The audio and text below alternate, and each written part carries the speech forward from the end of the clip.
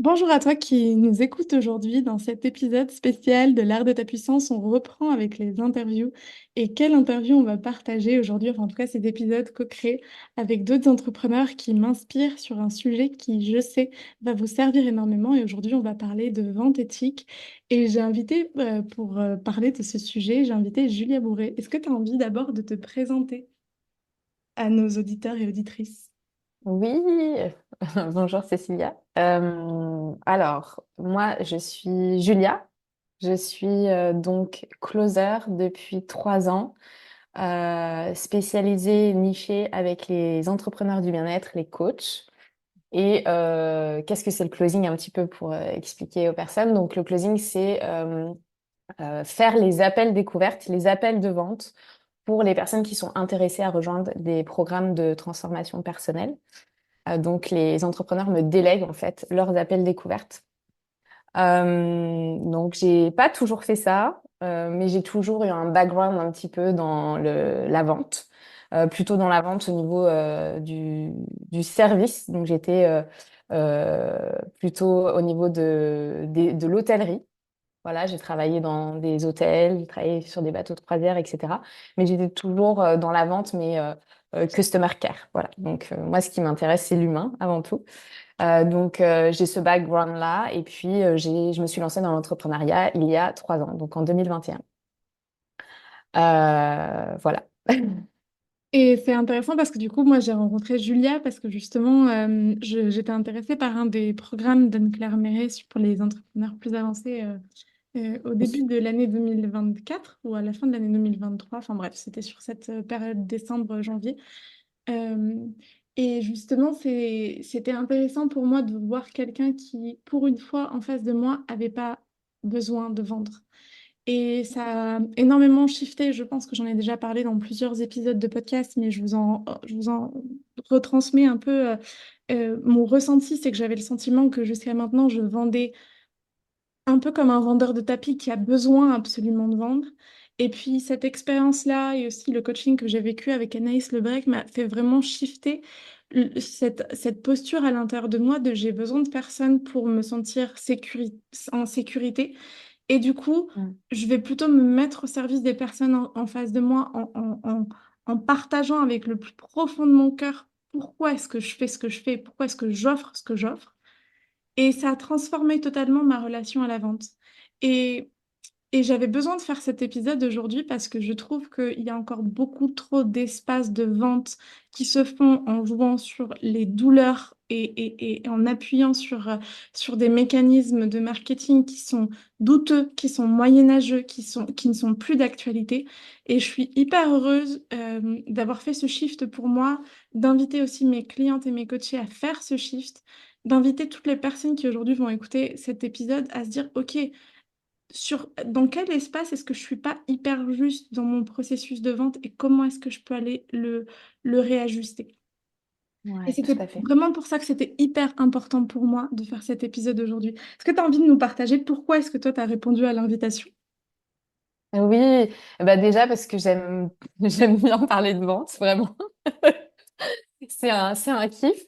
Et j'aime aussi partager, voilà, mon pourquoi, ma vision de la vente aujourd'hui, puisque comme tu disais, moi, quand je me suis formée au closing et que je connaissais absolument pas ce que c'était avant de me lancer, j'ai découvert un métier pour moi qui m'a beaucoup parlé parce que c'était de la vente relationnelle, donc vraiment remettre l'humain au centre. Donc ça m'a beaucoup parlé. Mais quand je me suis formée, je me suis rendu compte que derrière cette belle façade, il y avait encore beaucoup, beaucoup de techniques comme ça, de manipulation, de marketing de la peur, d'appuyer sur des douleurs, etc. Et donc, moi, quand je me suis formée, je me suis dit, OK, je sais exactement tout ce que je ne vais pas faire et comment moi j'ai envie de créer cette activité, mais d'une manière qui me correspond, d'une manière beaucoup plus alignée, éthique, et vraiment de remettre une énergie beaucoup plus saine, en fait, dans mes appels. Et donc, aujourd'hui, j'ai l'impression de faire du closing d'une manière qui n'est peut-être pas standard. Peut-être qu'il y a peut-être des personnes qui me diraient, ah, mais toi, Juliette, tu fais pas du closing. Je m'en fous, en fait. Moi, je fais ce que je fais. Et pour moi, c'était créer vraiment des espaces d'échange, des espaces de connexion, puisque pour moi, la vente, c'est ça, c'est une connexion avant tout. Et aujourd'hui, j'aimerais, comme toi, que beaucoup d'entrepreneurs, en tout cas tous les entrepreneurs, puissent réussir à vendre vraiment leurs services, mais d'une manière qui les empuissance, qui empuissance leurs prospects. Parce qu'en fait, bah, si on vend pas, on n'a pas d'entreprise, en fait. C'est vraiment le fondement, la base d'une entreprise, c'est de vendre. Et je vois trop d'entrepreneurs aujourd'hui qui mettent ça de côté parce qu'ils sont remplis de croyances, remplis de peur et qui se disent je sais pas faire et si je fais, je vais mal faire. Alors qu'en fait, moi, ça me fait sourire, c'est que les entrepreneurs du bien-être, donc c'est majoritairement les entrepreneurs que j'ai dans ma communauté, ils se rendent pas compte à quel point ils sont les meilleures personnes pour faire de la vente saine, éthique et respectueuse parce qu'ils ont tous les états d'être, tous les outils en main pour le faire en fait. Même parfois, je me dis, mais ils ont une longueur d'avance sur moi. Moi, j'ai dû me former aussi au coaching, j'ai dû vraiment développer aussi ces choses-là. Alors que, enfin, vous savez exactement comment accompagner les personnes, comment créer des espaces sécuritaires, comment connecter, comment être en pleine présence, comment poser des bonnes questions. Et tout ça, c'est de la vente. Sauf qu'à un moment donné, on se décentre et on se dit, ah ouais, mais moi, je suis accompagnant, je suis coach, mais je suis pas vendeur. Mais en fait, on peut réunir les deux. Et pour moi, ça, c'est vraiment quelque chose que j'ai envie de transmettre aujourd'hui et que tout le monde puisse, en fait, kiffer, vendre, en fait. Voilà, tout simplement. Ah, j'adore ton pourquoi. Moi, je dois te partager que je suis une personne qui a toujours aimé vendre, mais qui a toujours eu peur de vendre parce que dans ma rhétorique à moi, dans mes croyances que j'ai dû transcender, c'était que les personnes qui ont beaucoup d'argent, c'est des personnes qui sont malsaines, c'est des personnes qui Hmm. sont égoïstes, mais pas, enfin pas égoïstes parce que j'adore les personnes égoïstes à ce jour. Pour moi, l'égoïsme, c'est une des plus belles qualités que peut avoir l'humain, un égoïste sain, un Ouais. égoïsme sain. Mais enfin, voilà, c'était associé à que des concepts que je voyais très noirs, très dark, très sombres et peu lumineux. Et, hum, et en fait, je me suis rendu compte que j'étais douée parce que avec une petite communauté, euh, ouais, une petite communauté, pas tant mes canaux d'acquisition clients, pas si développés que ça, j'arrive toujours à remplir mes programmes à sa juste mesure. Des fois, j'ai des objectifs un peu plus hauts et puis je les atteins pas, mais je pense que Ouais. la vie m'amène toujours les justes personnes et quand la vente, elle doit se faire, elle se fait. Et je me suis rendu compte à quel point aujourd'hui je kiffe vendre. C'est un plaisir parce que Hmm. pour moi, c'est me mettre au service de la personne que j'ai en face de moi, écouter ce dont elle a besoin et voir s'il y a un vrai match. Et c'est ça concrètement la vente. Mais justement, revenons aux principales difficultés qu'on peut voir, toi et moi, aujourd'hui depuis nos postures d'accompagnante dans l'entrepreneuriat. Surtout, donc toi, tu t'adresses aux entrepreneurs du bien-être, moi, je m'adresse aux entrepreneurs du bien-être avec une vision artistique ou spirituelle. C'est-à-dire que Mhm. j'accompagne aussi beaucoup d'artistes ou d'artisans. Et je vois que même si on ne fait pas la même chose, beaucoup ont les mêmes difficultés dans leur relation à la vente. Est-ce que tu as envie de commencer à nous en parler, à nous parler de quelques-unes de ces difficultés que tu vois toi aujourd'hui sur le marché qui déconnectent les entrepreneurs de leur plaisir à vendre? Ouais, alors déjà, comme tu l'as dit, je pense que quand on s'intéresse à la vente, et moi c'est un travail que j'ai fait sur moi tout au début de mon activité entrepreneuriale, c'est de voir sa relation à l'argent, comme tu disais. Donc ça, c'est vraiment pour moi primordial parce que quand on a un problème avec ça, ça va forcément se sentir dans l'énergie qu'on amène, etc. Mais ça, je te laisserai aussi développer sur ce point-là. Moi, je me suis formée, enfin, j'ai fait un programme avec Anne-Claire, voilà, sur ma relation à l'argent, et ça m'a beaucoup aidé dans mes débuts d'entrepreneur et forcément dans ma relation aussi à mes appels découvertes. Mais je dirais, moi, il y a une grosse peur aujourd'hui, c'est que je perçois en fait dans mes interactions avec les entrepreneurs du bien-être, et d'autres, hein, mais c'est vraiment la peur du rejet en fait, la peur du non. Et ça, c'est quelque chose qu'il faut absolument travailler. Et que, en fait, on travaille toujours, enfin, je veux dire, même au-delà de la vente, dans la vie en général. Mais la peur du non, la peur de même pas vouloir proposer, parce qu'on a peur de ce qui peut être envoyé. Et ça, c'est quelque chose que j'observe beaucoup parce que quand on est créateur de produits, quand on est créateur de services et qu'on met tout notre être dans ce qu'on fait, ça peut être hyper déstabilisant et ça peut être assez traumatisant quand on vend et qu'on s'expose et qu'on fait déjà cet effort-là et que tout ce qu'on ramène, c'est des non. Des bah non, ça m'intéresse pas, bah non. Et en fait, il y a une charge émotionnelle qui est vraiment forte. Et ça peut vraiment, si on n'est pas bien ancré et que on est encore un petit peu au début de ce qu'on fait, ça peut vraiment déstabiliser. Et ça peut créer une contraction énorme qui fait qu'après, la personne, elle va avoir du mal à revenir, à se remettre devant la scène et à se dire, c'est OK, je continue et je crée des opportunités pour avoir un oui plus tard. Donc ça, c'est vraiment quelque chose qui revient très souvent. Et puis, il y a aussi, je dirais, le manque de confiance en soi déjà en tant qu'entrepreneur, en tant qu'accompagnant parfois, mais le manque de confiance en soi et en ses compétences en fait en vente. Et il y a beaucoup de personnes que je vois qui se disent dès le départ, non mais moi, je suis nulle en fait. Je n'ai pas de compétences en vente, je ne suis pas vendeur, je ne suis pas commercial, donc je laisse ça de côté, je ne m'en occupe pas. Je mets sous le tapis, on verra après. Alors qu'en fait, c'est la première chose à remettre sur le devant de la scène quand on est entrepreneur. Et donc, ça amène beaucoup de procrastination. Mais il faut bien comprendre, et ça, c'est quelque chose, c'est un mythe pour moi, des personnes qui naissent, qui se disent, ah ouais, mais on est, du verbe naître, on est vendeur ou commercial. Absolument pas. Ça, c'est clairement pas la vérité. Après, on peut avoir des aptitudes et une personnalité qui va nous aider à être bon dans ce domaine-là. Mais la vente, comme tout sport, toute activité, ça se travaille par l'expérience. Et donc, si on décrète qu'on n'est pas bon en vente et que de toute façon la vente c'est caca et qu'on n'a pas envie de s'y intéresser, ça va créer comme ce figement et on va pas y aller. Et donc on va pas créer des expériences positives autour de ça et on va pas justement se renforcer ses aptitudes, ses états d'être. Aussi c'est parce que la vente bien sûr c'est on peut très bien avoir des tips et des stratégies entre guillemets. Il y a des choses qui s'apprennent en vente comme tout. Mais je pense qu'il faut revenir à l'état d'être avant, parce que la vente, c'est un transfert de certitude.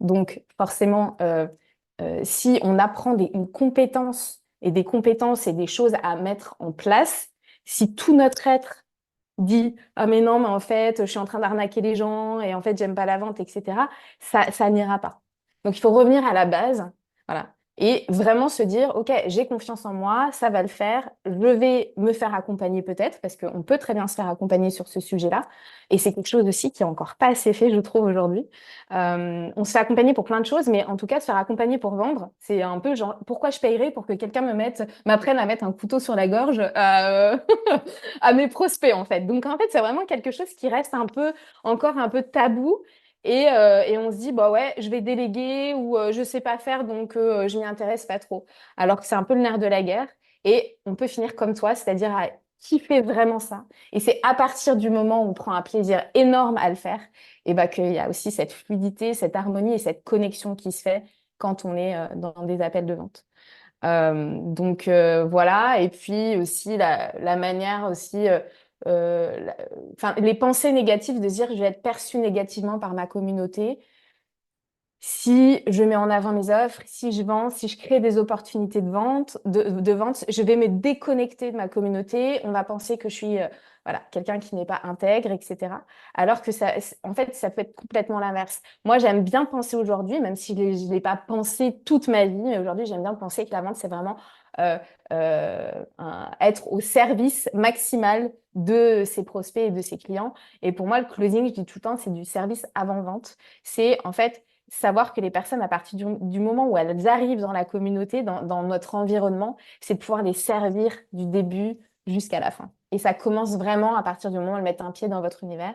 Et la vente, c'est vraiment être au service. Donc, voilà un petit peu voilà, les peurs, moi, que j'ai remarquées, les principales.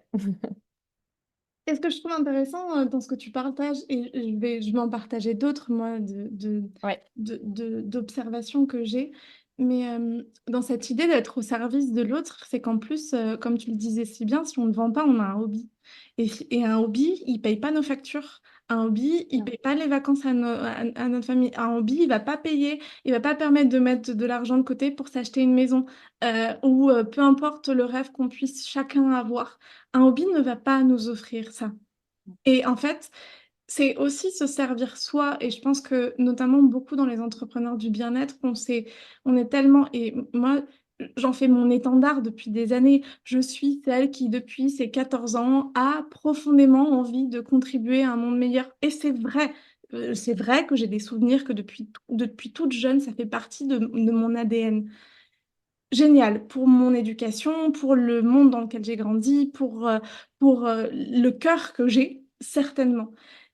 Et en même temps, c'est aussi une facilité qu'on a de se déconnecter de sa propre puissance, c'est-à-dire on se tourne que vers l'autre et on oublie que, avant tout, on est là pour se servir soi et la vente, c'est juste une manière de faire rouler notre entreprise pour laquelle on va pouvoir contribuer.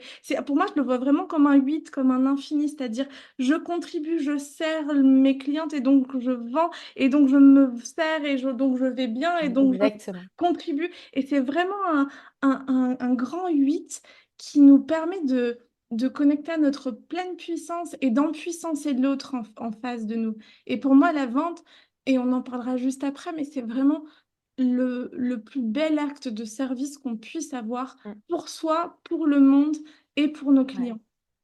complètement. Et donc, moi, dans ces difficultés, tu le disais, je vois énormément le rapport à l'argent. Et peut-être que des personnes qui vont me découvrir aujourd'hui ne connaissent pas mon histoire, mais moi, j'ai entrepris avec zéro. Ma première entreprise était de la vente de pâtisseries, de pâtisseries françaises dans la rue. Je vendais les pâtisseries Mm. que faisait mon ex-conjoint au Pérou, donc en mode survival.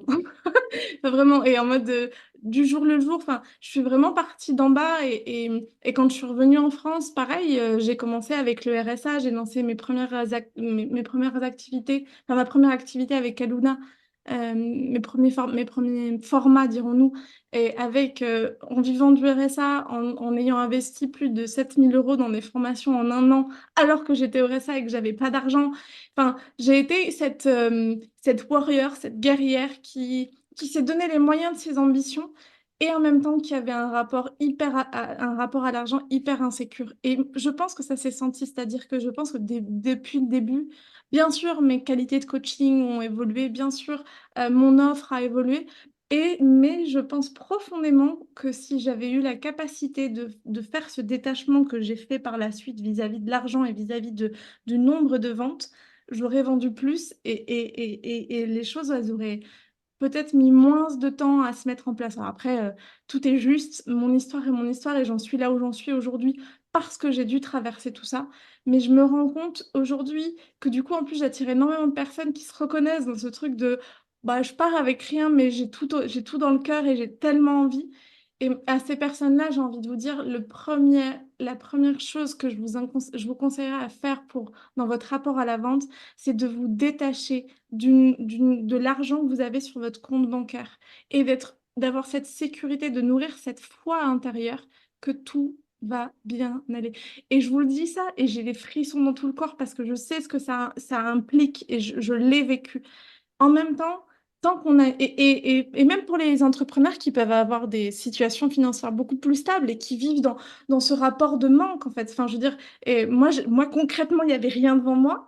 J'ouvrais mon compte bancaire, il n'y avait vraiment rien. Mais il y en a qui ouvrent leur compte bancaire et il y a cette relation hyper insécure et ces ventes qui sont pas fluides. Et j'observe à chaque fois qu'une personne autour de moi fait ce shift de OK, je suis bien avec rien, enfin, avec rien en vente. En tout cas, j'ai pas d'attente. Il y a comme quelque chose de magique qui s'ouvre. Enfin, j'ai une de mes coachs actuelles qui a eu son premier jour de cabinet euh, plein, alors que ça faisait des semaines qu'elle était là, qu'elle avait tellement envie de vendre et ça vendait pas. Et au moment où elle s'est détachée de ça, elle a eu appel sur appel sur appel. Elle a des sessions qui sont réservées jusqu'à... Enfin, il y a une session qui s'est réservée hier pour le 21 octobre. On enregistre 7 août, tu vois. Je trouve ça trop chouette. Alors, bien sûr, jusqu'au 21 octobre, aujourd'hui, son agenda est pas plein, mais je veux dire, la vente, Ouais. le processus est en train de se faire. Et beaucoup se fait dans le rapport à l'argent, dans le besoin qu'on peut nourrir d'avoir de l'argent ou pas. Mais Et Anne-Claire, elle dit souvent needy is creepy. Mais c'est vrai, dans la vie en général, c'est plus on s'accroche, plus ça fait peur. Alors qu'en fait, quand on laisse les choses se faire et qu'on se détache complètement du résultat, ah voilà, c'est plus fluide, quoi.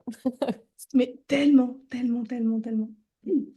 Et puis bon, pour juste reparler, enfin, apporter un autre petit point que moi je vois énormément, euh, je pense qu'il y a énormément de people pleasing aussi, et de nouveau cette vision de que va dire l'autre. Et de cette déconnexion du fait que quand on était enfant, on vendait. Je sais pas si vous vous rappelez, moi je me rappelle qu'avec mes cousines, on se montait des spectacles tous les étés et qu'on allait voir tous nos parents, amis des parents, et qu'on leur vendait à 5 euros l'entrée pour notre spectacle. Et c'était un jeu. Et bien, moi c'est ce que je dis énormément à mes clientes, c'est un jeu. Comment est-ce que tu remets du jeu à l'intérieur? Parce que vendre, c'est organique. C'est-à-dire qu'à partir du moment où tu te rends visible, tu rends visible une offre qui est cohérente, qui est claire, qui répond à un besoin en face de toi et que tu incarnes cette transformation, à partir du moment où ça, c'est là, bon, je sais que c'est quand même tout un travail, et les personnes en face de toi vont répondre. Elles vont être là, les opportunités vont se présenter. Et c'est comment est-ce que je vais savoir saisir chaque opportunité comme un petit trésor. Et il y a vraiment il y a un jeu. L'entrepreneuriat, en règle générale, c'est un jeu. Jouons un peu Oui, plus. c'est ça. Jouons le vrai jeu, le jeu de la vie. Exactement. Mais c'est vrai, et en fait, on se rend pas compte à quel point on vend tout le temps. On vend le dernier film qu'on a été voir, le dernier produit qu'on a trouvé. En fait, on vend en permanence dans notre entourage. On y met tout notre cœur. On est hyper persuasif parce qu'en fait, on parle avec nos tripes. On est là, mais si, va voir ce film, il est absolument génial, hein. En fait, on vend toute la journée, mais dès qu'il y a un rapport à l'argent qui vient, dès qu'on se dit euh, on va parler de quelque chose, on va euh, être enthousiaste à l'idée de parler de nos services, mais dès qu'il y a ce côté de on va me payer pour, hop, tout d'un coup, ça devient quelque chose de complètement différent, dramatique, un peu waouh, c'est un big deal, alors qu'en fait, ça reste, comme tu dis, quelque chose d'organique, on le fait tout le temps. Il n'y a pas un jour qui passe sans qu'il n'y ait pas une personne on achète tous les jours. Mm. Je veux dire, on nous vend tous les jours et c'est pas un problème pour nous. Alors pourquoi nous, ce serait un problème de se mettre de l'autre côté et de dire aujourd'hui, si aujourd'hui toi tu vends pas tes services, tu peux pas aider. Mm. Donc c'est quand même la base. Si tu veux aider les autres, bah t'es bien obligé de te mettre dans cette position-là. Donc Mm. ouais. On pourrait continuer, je sens qu'on pourrait continuer cette partie de conversation C'est vrai. du podcast pendant à peu près tout le podcast. Et pour nos auditeurs, je vais quand même transitionner. Donc, on vous a fait un peu le récap de ces problématiques qu'on peut sentir autour de la vente pour les entrepreneurs, notamment les entrepreneurs du bien-être. Et j'ai envie qu'on aborde ensemble, Julia, qu'est-ce que pour nous vendre et qu'est-ce que pour nous vendre depuis le cœur? Parce que l'idée, c'est la vente éthique, pour moi, c'est de la vente qui se fait depuis un espace de cœur. Euh, Ouais. et moi, j'avais vraiment envie de partager, j'y ai beaucoup réfléchi ces derniers temps et je sens que je vends depuis le cœur personnellement. Là, je vais partager ma Mhm. compréhension qui est celle de aujourd'hui. Peut-être qu'on l'aurait enregistré dans un mois, ça aurait été différent. Et il y a un mois, ça aurait été différent aussi. Mais je sens que c'est quand j'atteins une posture de neutralité. De neutralité en termes de confiance en moi. C'est-à-dire ni être surexcitée de je suis la meilleure, je suis meilleure que tout le monde, ni d'être je suis la plus nulle, enfin je vaux rien. C'est vraiment dans une posture de neutralité vis-à-vis de ok, mon produit, il est ce qu'il est, j'ai donné le meilleur de moi, je suis satisfaite et fière de ça. Euh, une posture de neutralité aussi vis-à-vis de l'argent, vis-à-vis du fait de, OK, s'il y a cette vente qui se génère, en plus tout dépend ce qu'on vend, mais moi, par exemple, je vends des programmes à plusieurs milliers d'euros. Concrètement, une vente, ça me change. Ça change ma réalité de générer une vente. Et en même temps, maintenant, chaque fois que j'ai un rendez-vous avec quelqu'un, je suis vraiment dans cette posture de, on verra ce qui se passe. J'ai plutôt envie d'aller à l'écoute de cette personne. Et cette posture de neutralité vis-à-vis de mes besoins à moi, En fait, c'est vraiment de mettre ses besoins de côté. Alors, tout en s'écoutant. On ne va pas non plus. Je fais des appels découvertes quand je suis bien, à des heures qui me conviennent. Enfin, je crée un cadre qui est juste pour moi. On n'est pas là dans du people pleasing, juste vers l'autre. Mais en tout cas, dans ces espaces que j'ouvre de vente, c'est de me dire, OK, là, je suis dans une posture de neutralité et je me mets au service de l'autre. Et, et c'est aussi de comprendre que vendre avec le cœur, ça peut se faire à tout moment. On a la sensation que aujourd'hui, dans les entrepreneurs du bien-être, ça passe beaucoup par des appels découvertes, peu importe. Mais en fait, ça peut se faire demain à la terrasse d'un café, que tu croises une copine, une ancienne copine à toi qui est avec une autre copine qui est, par exemple, dans mon cas, entrepreneur et qui a du mal à se lancer. Bah, concrètement, ça pourrait être mon espace pour commencer. Alors peut-être pas faire tout le processus de vente, certainement qu'après, je lui proposerai qu'on s'appelle et qu'on on en parle ensemble. Mais toutes ces petites étapes, c'est vendre depuis le cœur. Et cette posture de neutralité vis-à-vis de qui je suis, vis-à-vis de ce que j'ai à offrir, vis-à-vis de ce dont j'ai besoin, ça me permet d'être vraiment à l'écoute de la personne que je vois en face de moi. Et depuis cette écoute, de savoir si je peux si ce que j'ai à offrir peut la servir. Et ça peut s'appliquer à tellement de contextes, sans rentrer dans le needy de je te saute dessus, mais vraiment plutôt de cette conversation. En fait, pour moi, c'est ouvrir le cœur, avoir des conversations avec les gens. Et si à un moment, on sent que ce qu'on offre, ça match, je peux lui dire, hé, tu sais quoi? Moi, je propose ça. Tu me parles de ça. Moi, je propose ça. Moi, je vis ça. Est-ce que tu aurais envie d'en savoir plus? Point. Point. C'est tout aussi simple que ça. Vendre depuis le cœur, c'est s'ouvrir à partager avec l'autre. Et toi, pour toi, c'est quoi? Ouais, complètement. J'adore ce que tu partages. Euh, Bah, moi, je te rejoins, ouais, je te rejoins complètement. Pour moi, en fait, quand je t'écoute, je me dis, pour moi, la vente, c'est du coaching décisionnel finalement. En fait, on est vraiment là pour aider l'autre à prendre une décision qui part d'elle, de cette personne. Et pour moi, j'ai toujours eu cette posture dans les appels depuis le départ, c'est je célèbre aussi mes non. C'est-à-dire que moi, pour une personne qui sort d'un appel et qui me dit, ça y est, maintenant je peux prendre une décision en toute connaissance de cause et je sais que c'est pas pour moi. Mais moi, mon taf, il est fait, en fait. Euh, donc, le but d'une vente, c'est pas d'essayer de gagner son prospect. Quand on dit gagner son prospect, j'ai horreur de ça parce qu'en fait, il n'y a pas de gagnant, il n'y a pas de perdant, c'est win-win en fait. On n'est pas sur un battle à mettre nos trucs de boxe là et puis se dire il faut absolument que je l'ai, tatati tatata, d'être au-dessus, j'ai winné. J'aime pas cette énergie-là du tout. Je l'ai jamais eu dans mes appels parce que pour moi, quand on vend quelque chose, comme tu disais, c'est un peu comme moi, j'aime bien, pour moi, vendre, c'est une énergie qui est une énergie d'amour. Donc, en fait, c'est un peu comme si on faisait une date, finalement. C'est, allez, je vais à la rencontre de l'autre et on va voir qu'est-ce qui peut se passer. Est-ce qu'il y a une alchimie qui se crée? Est-ce qu'on va pouvoir vivre une aventure ensemble? Est-ce que la personne, elle va avoir envie d'embarquer avec nous? Et est-ce que nous, on va avoir envie de l'embarquer avec nous aussi? Donc, une rencontre, c'est un choix mutuel, on se choisit. Et c'est en ça où c'est hyper beau parce que quand vraiment l'alchimie se fait, enfin moi quand je fais des fois des appels, alors je close pas pour moi, donc après c'est pas moi qui les accompagne, mais quand je vois qu'il y a cette alchimie, parce que moi je suis un peu le garant de cette énergie qu'il y a derrière, et quand il y a cette alchimie là qui se fait, qu'on fait des appels tellement géniaux et des rencontres incroyables, il y a vraiment ce côté tellement en puissance, on sort de là, on touche plus terre, quoi.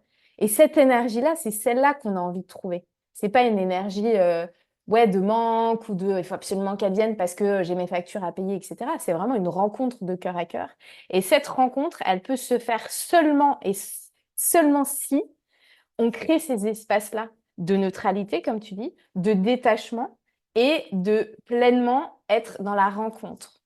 Et, et c'est hyper beau quand on y pense. Et en fait, finalement, vendre, c'est juste aller à la rencontre de l'autre, faire des rencontres incroyables, des opportunités, créer des opportunités de pouvoir ouais, connecter et puis, comme tu dis, créer des conversations intéressantes. Et tout ça, finalement, quand on est accompagnant, coach, c'est des choses qu'on fait tout le temps. Mais sorti du contexte et mettre l'étiquette vendre, tout d'un coup, il n'y a plus personne. Il y a je sais plus faire. Mais en fait, fais juste ce que tu sais faire à la base, en fait. Sois toi-même et juste parle, dis ce que tu fais, parle avec ton cœur, emmène les gens dans cet enthousiasme complètement contagieux de ce que tu fais. Et les gens, s'ils ont envie de venir, ils viendront. Et c'est à ce moment-là que tu attires aussi les bonnes personnes à toi, que les personnes qui vibrent sur la même énergie viennent à toi naturellement, etc. Mais on peut vraiment se mettre dans cet état-là de connexion que quand on est centré aussi sur la personne et qu'on n'est pas dans ses pensées à se dire est-ce que je suis compétent? Qu'est-ce que la personne va penser de moi, etc. Et quand on est dans ces pensées un peu négatives, on est tourné vers soi. Et donc, on va un peu accaparer la conversation, vouloir être intéressant plutôt qu'intéresser à la personne en face de nous. Et tout ça, c'est un petit peu des énergies parasites qui vont un peu flouter finalement la connexion et un peu casser ce lien qui se fait. Et donc pour moi, vraiment se mettre en posture de vente de cœur à cœur, c'est rester dans cette ouverture le plus possible, sans jugement, sans projection, sans se dire je sais ce que va me dire la personne, sans se juger, même si franchement on est tous humains et on a tous parfois ce truc de jugement un petit peu de la personne qui est en face de nous, mais rester vraiment le cœur ouvert le plus possible comme une page blanche et puis se laisser surprendre. Voilà. Waouh! J'ai le cœur rempli de joie et j'espère que ceux et celles qui nous écouteront aussi. Parce que, parce que je prends la mesure à chaque fois que j'enregistre un épisode de podcast pour l'art de ta puissance qu'on est vraiment en train de transformer ce paradigme. Euh, un pas à la fois, chacun avec nos pas, nos directions, mais il y a comme, enfin, je vois cette grande toile d'araignée qui est en train de s'allumer avec ses points dorés. Enfin, vraiment, je t'écoutais et j'avais les parts de mon être qui s'ouvraient parce que c'est ça que je trouve chouette en fait dans l'idée de se transformer, dans l'idée de se mettre au service de l'autre. C'est waouh, viens, on crée quelque chose de différent. Et en fait, on est déjà en train de le faire et c'est pas quelque chose qui va un jour se passer, peut-être si Jésus revient ou si je sais pas trop quoi arrive, si on arrête de voter pour des personnes stupides qui ne sont pas, qui ne s'intéressent pas à nous. Non, c'est pas à l'extérieur, c'est en fait, c'est déjà en train d'arriver. Et je trouve ça juste passionnant. Ok, donc maintenant on a présenté un peu qu'est-ce qu'on sentait être les blocages et qu'est-ce que finalement la vente, est-ce que tu as envie de nous expliquer?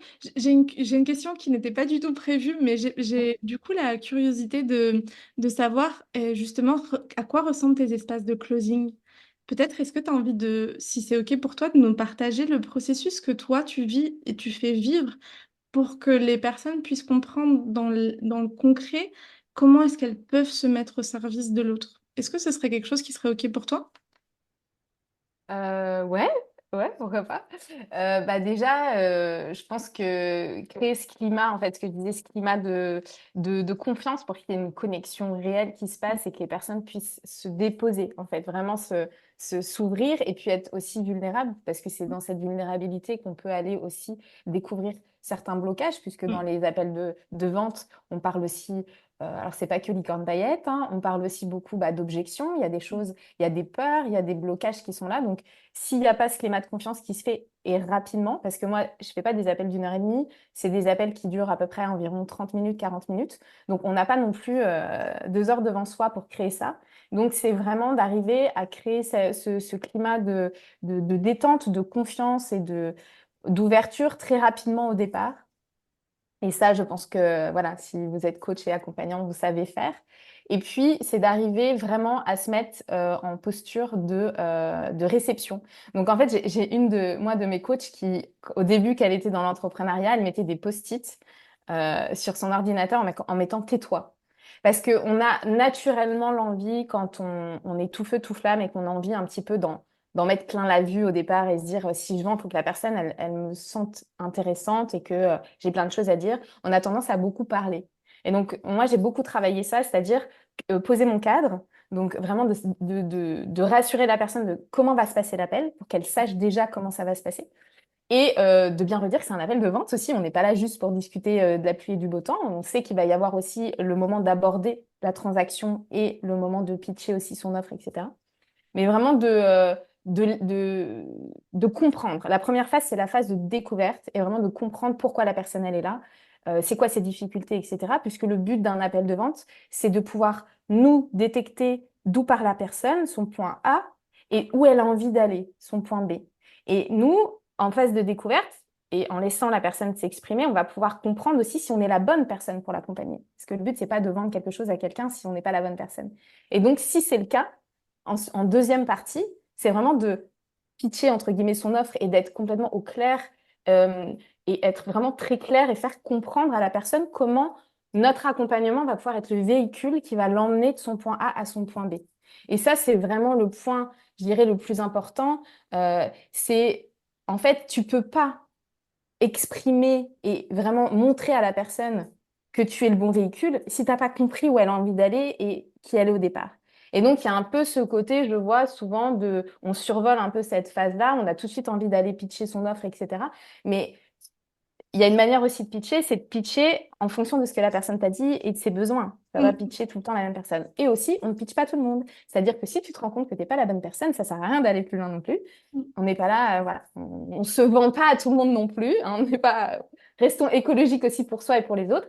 Mais du coup, avoir ces phases d'appel, voilà, où on est là vraiment pour comprendre et ensuite faire comprendre. Parce que si la personne n'a pas compris, s'il y a encore des endroits qui ne sont pas clairs, la vente ne se fera pas. Et donc voilà. Et puis ensuite, après, traiter les objections, les choses qui peuvent être un petit peu bloquantes. Et puis après, bon, ça, on pourrait faire un épisode de podcast complet sur les objections. Mais en tout cas, voilà, vraiment arriver à faire ces trois phases d'appel-là, toujours voilà, centré sur l'autre et bien sûr dans la connexion, le cœur.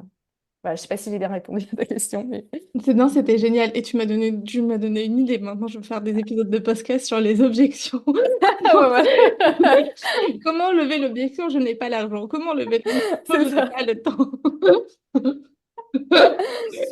Merci, merci pour les idées au vol.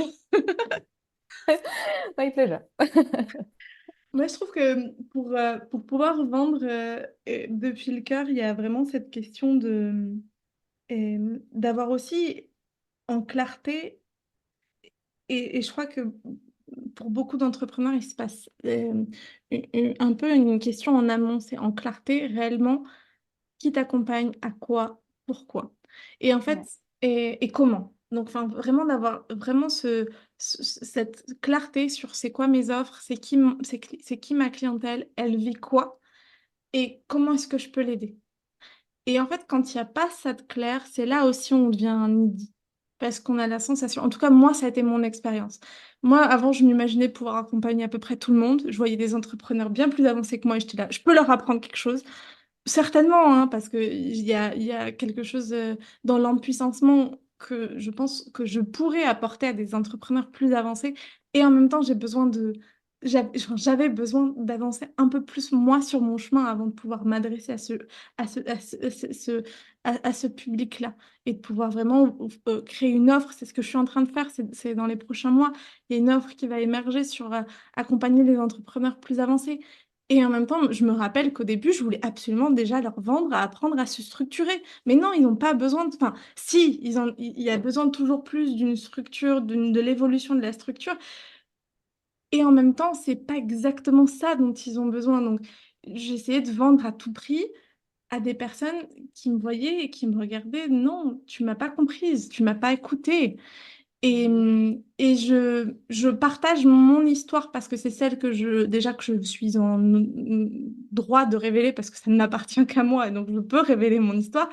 Mais je vous partage cette histoire en sachant que elle peut résonner avec vous parce que je le vois chez de nombreuses de mes coachées. Soit on n'ose pas, soit on y va trop. Et en fait, dans un cas comme dans l'autre, on n'est pas dans cette justesse et dans cet alignement. Et je pense profondément que la justesse et l'alignement, elle part de la clarté. De la clarté de, OK, qui je suis, qu'est-ce que j'ai apporté, à qui, comment. Et après, on peut ouvrir cet espace sécuritaire. Après, on peut écouter l'autre, sentir si ça fait le juste match, parler et trouver aussi un accord, quel est le plus juste. euh, et, et c'est là où il y a une vraie co-création qui se fait. Moi, j'aimerais réellement que les personnes qui nous écoutent aujourd'hui se posent, peut-être même mettre cet épisode sur pause et se posent la question de ces derniers moments de vente qu'ils ont eus et d'observer c'est quoi les points qui ont qui n'ont pas été fluides et pourquoi? Est-ce que c'est quelque chose à travailler sur eux? Est-ce que c'est quelque chose à travailler sur l'offre? Est-ce que c'est quelque chose à travailler sur la communication, la manière de pitcher? Et en fait, de vraiment prendre ce temps d'aller à l'écoute profonde de où est-ce que j'en suis et qu'est-ce que j'ai vraiment besoin de retirer de cet épisode, quitte à le réécouter et à reprendre ces points. Ah ok, en fait, c'est peut-être parce que je crée pas un cadre suffisamment sécuritaire, ou parce que j'écoute pas forcément suffisamment l'autre, ou parce que ma relation à l'argent, elle est pas... Ok, comment est-ce que j'avance là-dessus? Euh, et je trouve que c'est intéressant de se poser la question de quels sont les bons conseils pour vendre. En fait, il y en a 75 millions parce que je trouve que la vente, comme c'est revenir au jeu de l'entrepreneuriat, euh, bah, en fait, chacun va avoir sa réalité, sa raison pour laquelle il a des difficultés à vendre, qui revient autour de ces grands sujets qu'on a abordés. Mais il y en a, pour chacun, ça va être un chemin un peu différent à prendre. Et, euh, et ouais, je pense que ce que j'aurais vraiment envie d'inviter là tout de suite, c'est que vous mettiez sur pause et que vous nous écoutiez la suite qui viendra juste après. Après, vous êtes posé les bonnes questions.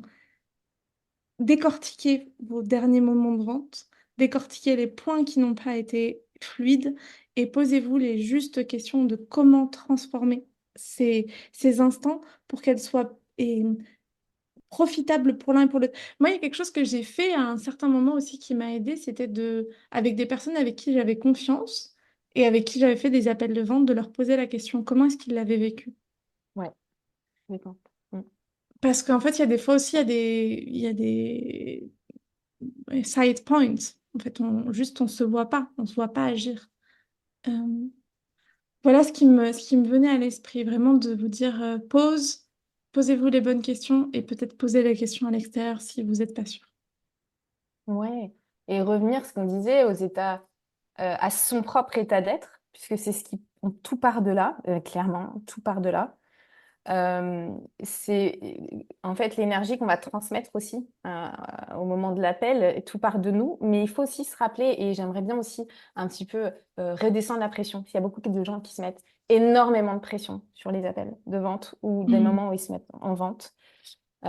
Vraiment, et c'est une pression, genre, il faut absolument que ça se passe bien, ou j'ai été complètement nulle parce que j'ai eu un non, etc. Il faut bien se rappeler que dans une rencontre, que ce soit une rencontre amoureuse, une date, un appel découverte, n'importe quoi, on n'est pas maître de ce qui se passe dans la vie, dans le monde de l'autre en face de nous, et la décision lui appartient. Et donc, il faut bien se rappeler qu'un non, c'est neutre. Un non, ça ne veut rien dire sur vous. Ça ne veut pas dire que votre offre, elle est pourrie. Ça ne veut pas dire que vous avez fait un appel de merde. Ça ne Mm. veut pas dire du tout ça. C'est un peu comme les accords Toltec que j'avais fait là sur Instagram, mais pas prendre les choses personnellement. Rester dans cette truc d'alignement, de se dire, je propose, la personne dispose. Ça ne veut rien dire sur vous. Mm. Et la décision finale lui appartient.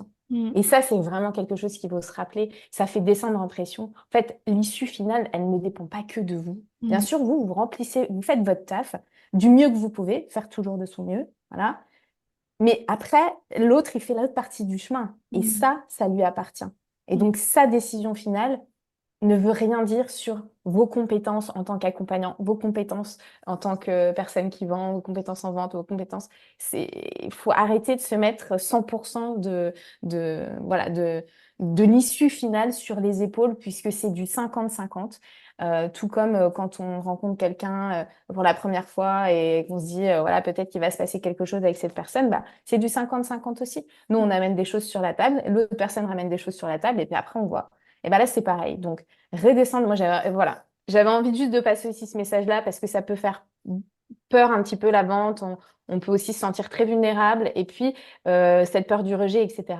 Mais vraiment, faire toujours de son mieux, rester dans cet espace de connexion, d'amour. Et je pense que quand on est dans cet espace-là, on ne peut pas se tromper.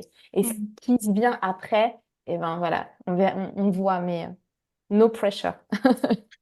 Et dans le no pressure, je sens qu'il y a quelque chose qui est très intéressant aussi au niveau du cadre. Moi, il y a quelque chose que je fais maintenant et qui, du coup, aussi m'a aidé à beaucoup descendre en pression. Parce que, par exemple, quelque chose que je recommande toujours, notamment quand on vend des programmes et qui ont une incidence plus dense en termes d'investissement économique, d'investissement de temps, d'énergie, c'est de laisser la personne un temps, un sas pour prendre sa décision. C'est-à-dire que je Tout à réponds fait. aux questions sur l'instant. Mhm. On chemine ensemble et puis je laisse toujours un temps à la personne pour prendre sa décision. Et je conviens de ce temps avec la personne. C'est Tout quand à le fait. juste moment pour toi de me revenir. Et si Ouais. la personne ne m'a pas répondu dans cet instant-là, je lui envoie un message généralement pour lui dire on avait convenu de quelle est ta réponse. Et si je n'ai pas de réponse, moi, généralement, je renvoie un message pour dire je Je lâche prise, ferme l'espace. je Ouais. ferme l'espace et de pas rester dans cette attente de un jour. Et il y a comme ça une fois, du coup, quelqu'un qui est revenu vers moi qui m'a dit «Ah, mais c'est génial, comment tu fais?» En fait, ben, je veux te dire oui, en fait, j'étais pas sûre que tu sois vraiment éthique, entre guillemets. J'étais pas sûre de qui t'étais vraiment. Mais en fait, je trouve ça magnifique la manière dont tu travailles. Et j'étais là. Bon, en fait, je n'ai pas fait ça pour ça. Concrètement, il y a aussi plein de gens à qui j'ai fermé l'espace et qui sont jamais revenus. Et c'est hyper juste aussi. Mais de fermer l'espace, c'est aussi de se respecter. Et je pense que on a tellement, certains peuvent avoir tellement peur de la vente qu'on en arrive dans ce people pleasing. Du coup, je me suradapte, j'accepte des paiements à 80 euros par mois alors que ça, c'est pas juste pour moi. Enfin, des choses qui ne servent pas mon intégrité, ma prospérité, ma souveraineté, mais je le fais parce que j'imagine que c'est la seule manière pour que quelqu'un me dise oui. Bah, Mm. j'aimerais vous dire que non et que peut-être que c'est intéressant pour justement vendre depuis le cœur d'avoir son cadre hyper clair et que ce soit un cadre écologique pour soi. Mais c'est super ce que tu partages. C'est hyper important. Merci. Parce que moi, ça m'est arrivé là, il y a, il y a un mois et demi, pour mon accompagnement en vente. Il s'est passé exactement la même chose. On avait convenu, et la personne m'a dit, bah, je sais pas, j'ai besoin de plus de temps. Est-ce que je peux te redire dans un mois, etc. Et pour moi, c'était pas juste. Donc, je lui ai dit non, en fait, je ferme l'espace. Aujourd'hui, pour moi, c'est plus juste de fermer l'espace. Voilà, on verra bien plus tard. Si jamais tu me reviens plus tard, peut-être que l'offre n'existera plus et que je ne serai pas apte à t'accompagner à ce moment-là. Mais pour moi, c'est juste de fermer. Et finalement, ça lui a permis de se décider et elle a embarqué. Et en fait, c'est vraiment dans ces espaces-là aussi de justesse pour soi, de cadre bien posé, ouais, de rigueur aussi dans ses besoins et de ce qu'on est capable aussi d'accepter ou non. En fait, c'est très rassurant pour les gens parce que ça leur permet vraiment de se reposer dans cette chose et de se dire, ah ouais, un peu comme, voilà, comme quand on est enfant, c'est aussi très rassurant d'avoir ce cadre, en fait, qui est précis, clair et qu'on sait que, bah voilà, si on peut pas dépasser certaines choses parce que c'est pas OK, bah là, c'est pareil. C'est toujours fait avec amour, etc. Et en fait, finalement, ça permet vraiment parfois d'aider les gens à se positionner et à faire le juste choix pour eux. Donc, c'est magnifique, ouais, ce que tu as partagé. Mm. Et pour clôturer, en tout cas, moi, je clôture avec ça, mais tu pourras avoir un autre espace de clôture si tu sens que c'est juste. Mais je crois que ça se résume, la vente depuis le cœur et le conseil de vente depuis le cœur, c'est de se poser la question de où est ma souveraineté, où est ma prospérité, où est ma liberté. Et à partir du moment où notre cadre, notre processus, et notre posture respecte et incarne ça, et quand je dis ça, je sais que c'est vaste et que c'est différent pour chacun, je trouve que tu laisses l'espace à l'autre de se dire, ah ouais, ah, on n'est pas en train de, on n'est pas en train de jouer. Enfin, si, mais on n'est pas en train de me manipuler, c'est surtout ça. On est en Mhm. train de jouer, c'est léger. Et dans la légèreté, bah, l'autre retrouve aussi sa souveraineté, sa prospérité, sa liberté et sa capacité de prendre une décision depuis cet espace, quelle qu'elle soit in ou out. Complètement.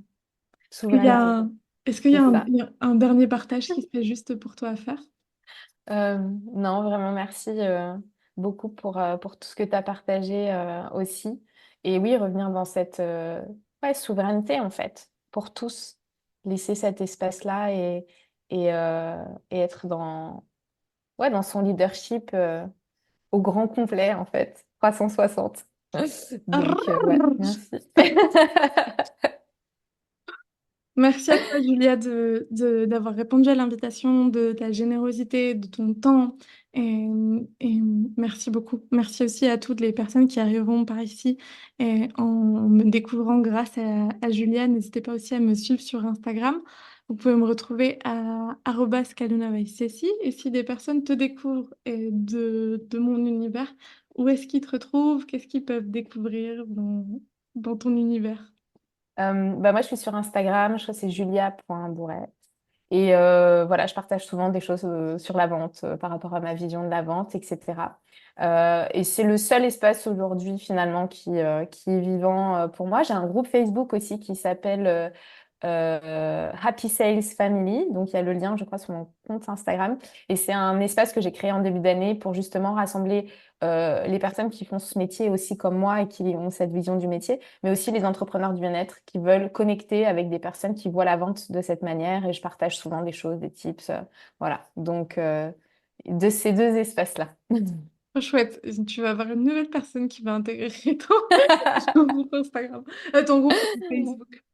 Et merci beaucoup d'avoir participé à l'Art de ta puissance, ce podcast où j'aime partager une vision différente de l'entrepreneuriat, une vision qui est prospère, qui est souveraine, qui est libre, qui est pas enfermante, qui nous permet d'arrêter de nourrir cette prison dorée que peut être l'entrepreneuriat. Avec ses hauts, ses bas, c'est pas paillettes licorne non plus, on parle vrai, on parle cru. Euh, mais c'est vraiment un espace qui a tellement d'importance pour moi de pouvoir délivrer du contenu de valeur 100% gratuit. Ça me permet d'être dans cette contribution généreuse qui est hyper importante pour moi et qui permet aussi ouais, d'apporter à tous les cœurs. Donc, si vous avez écouté cet épisode de podcast et que vous l'avez aimé, et que vous avez aimé l'art de ta puissance, n'hésitez pas à vous abonner, n'hésitez pas à le partager autour de vous, à inviter d'autres entrepreneurs que vous connaissez à s'abonner et à écouter d'autres épisodes. Et en tout cas, moi, je suis hyper heureuse de vous servir dans ce chemin d'empuissancement pour un entrepreneuriat libre, prospère et souverain. C'est vraiment trop un kiff. Et surtout, prenez beaucoup de plaisir dans la vie. Parce que franchement, la vie est un jeu et on n'a qu'une seule vie dont on se souvient ici et maintenant. Et franchement, autant en profiter un max. Prendre du plaisir. Merci, Cécilia, de À ton tout, invitation. à tout bientôt. Ciao, ciao.